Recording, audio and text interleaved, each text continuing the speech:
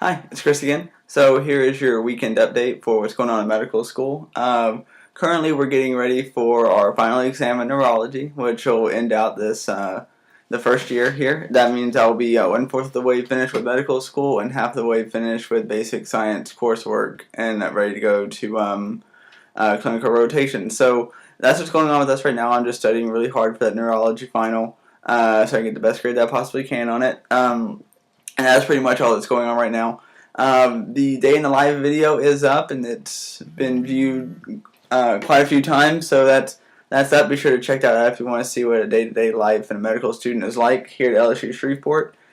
Also, I was thinking about maybe possibly doing a video on what it's like whenever you're studying for an exam every day, but that might be kind of boring since it'll just be clip after clip of me sitting here since I really don't leave this room and just study all day. So I might possibly make one of those sometime during the summer, like stage, kind of like what it would look like, but I don't really have time to do that right now, so I'll let you know more if that's coming later or not. Okay, so that's the update right now for medical school. So let's get on to answering some of your questions, and then we'll do the random medical fact of the week. So I had a lot of comments on the video, people liking the video. In answer to some of the comments, yes, you do have to take breaks. You can't study all day like that every day. Your mind does need some downtime. You can only do something for so long. But I take small breaks and get back to it. That way I can make the most of the day. And still take small breaks to kind of recharge in between. I do still have time to go work out and stuff like that. You have to make the time to do stuff like that. Because especially now, this week, probably not as much. But day-to-day kind of life that's not around exam time, yeah, you do have time to do stuff like that. All LSU med students here in Shreveport, at the medical school here in Shreveport, we do all buy MacBooks. We're required to because the system is set up for us to use Macs. I think New Orleans uses Dell PCs, but I'm not really sure on that. It is a short day, is another comment that someone observed. I'm not in class all day long, 8 hours a day. You're in class for only 4 or 5 hours a day, but during that period of time, they cram it full of a whole bunch of information. You have to go home and study on your own, which is the whole point of that. They set it up that way so we can go home and do self-study. Because that's the way you're gonna. That's the way you're not gonna learn all this information sitting in a classroom. You're gonna have to go and spend time with it one-on-one, or however you best internalize that information. So. It is a short day, which I like. I like getting back here and being able to study. That's good for me. I get a whole lot more done that way than I do sitting in class for hours at a time.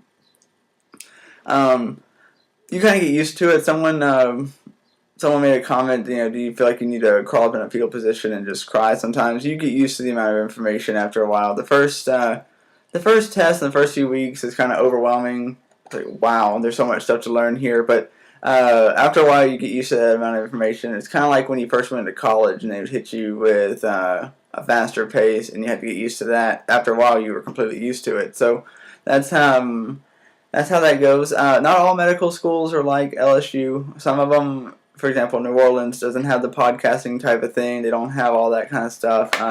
So they have their schedule set up a little bit different. Each medical school will be different, but this is just the description of what it's like for me.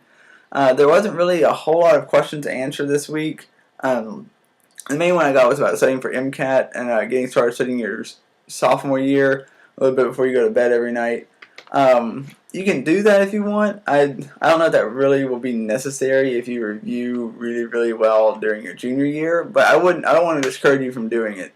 I didn't do that. I don't know of a whole lot of people that actually do that, but that might maybe possibly be a way to get a higher score. And if you're going to do that, go after a more compact book that you can actually get through like that. So I would recommend maybe possibly Exam Crackers if you're going to do that. So the question is there a book that I recommend that your sophomore year, after you're done studying, when you're winding down at night to go to bed, you could just flip through to review for the MCAT and just do some casual reading and review for the MCAT to get ready to get more aggressive your junior year.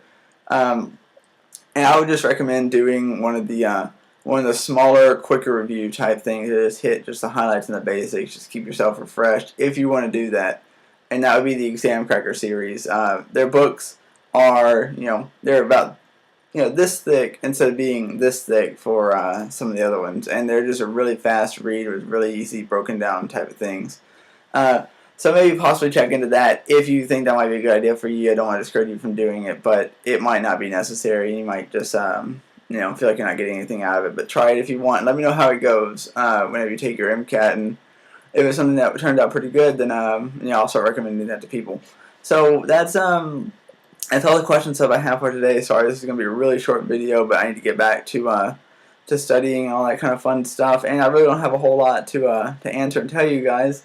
So I guess we should move on to the random medical fact of the day. So that has to do, I figured maybe possibly this week we could talk about something having to do with psychiatry, since that's what we're studying on our final right now, and drugs and stuff like that. So the random medical fact, here it is. All animals will self-medicate and become, I guess, technically addicted to drugs that alter the dopamine system. This is things like depressants and stimulants and alcohol and all sorts of stuff like this. All animals all animals will do that. The only animals that do something different is humans. We're the only ones that will repeatedly use hallucinogens. So that's the random medical fact of the day. Is all animals will preferentially use and self-medicate with all drugs of abuse except for hallucinogens, and humans, are the only ones that will use hallucinogens. Don't really know exactly why that is. Possibly has to do with the fact that we are aware of things outside of ourselves, and we're the only ones that like to hallucinate and see things that aren't there. So take that for what it's worth. We just found that out yesterday. We were told that in a lecture, so I thought it was interesting. So I wanted to pass it on to you. So there you have it. And if you have any more questions, feel free to shoot me an email here on YouTube. I'll put my other contact email in my in the link down here that you can reach me. And have any more questions, shoot me an email, and I'll talk to you guys later.